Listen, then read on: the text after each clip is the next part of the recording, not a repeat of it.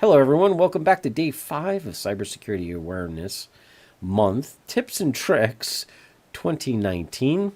And today we're going to shift gears off of passwords and we're going to move into email. And specifically in email, we're going to be covering phishing today. And that's phishing with a PH instead of an F. What is phishing exactly? It's exactly what it sounds like. They are phishing for your information. The lure that they're using? Couple of paragraphs of bullcrap. That's what they're doing. They're trying to convince you to click on the links that they've included in these emails.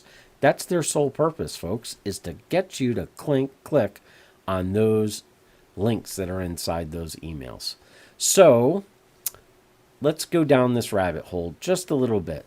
Let's talk about financial institutions because they still seem to be pretty hot, although most financial institutions have put what we call anti-phishing methodologies in. And these are kind of a pain in the butt. You know what I'm talking about because you've probably had this happen.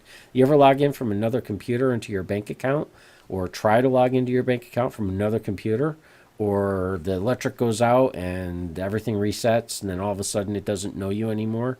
And what do? They ask you like another 10 questions, right, to confirm that you are who you are. And usually it has to send something to your email or do something with two-factor authentication additional, et cetera, et cetera. Well, that's there for your protection. And it's there for your protection specifically for phishing almost all the time. So why? Why? What does it? Well, let's explain how this works. Financial. Let's just do a bank one. So you get an email that says suspicious activity has been detected on your account. Please click below to check the recent transactions so that we can verify that there is no fraud on your account. That sounds pretty legit, right? Why are the bad guys going to send you something like that? So they put a nice link there. You click the link. You go in. It looks like your bank. It smells like your bank. It acts like your bank. It acts the same information that your bank does. So you go and you type it in. Well, they grab that information before it even goes to the bank because you were never on the bank's website itself. And they're going to grab that information, they're going to log in as you, and then they're going to be having a ton of fun spending all of your money after they transfer it a couple of times. So that's the way that works, and that's why those financial institutions have those pain in the butt anti-phishing mechanisms built in. Now, they don't all have that, so this is still a prevalent phishing email.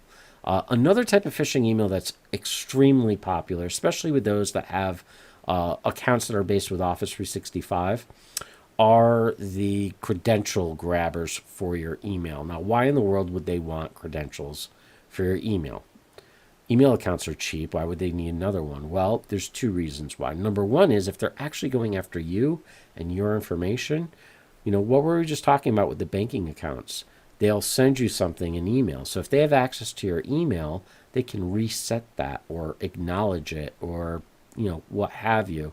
The other reason for this is not just for your personal, but to be able to send stuff out through your account.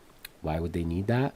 Well, there's really heavy technology now inside of the email protection space that sits there and looks for basically compromised accounts, compromised servers, compromised domains, et cetera, et cetera. If you only send 10 or 15 or 50 maybe emails out under an account, it's highly unlikely that it's ever going to get tagged by one of these spam mechanisms or anti-spam mechanisms that are in the software that protects the emails. So that's how they're going to get underneath the radar.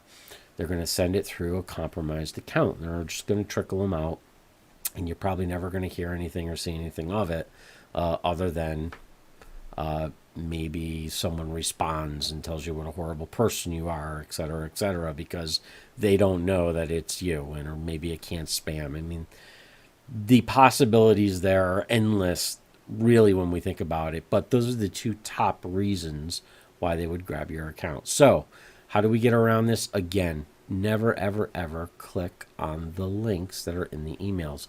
Go directly to the institutions that sent you the emails and type in your information directly there.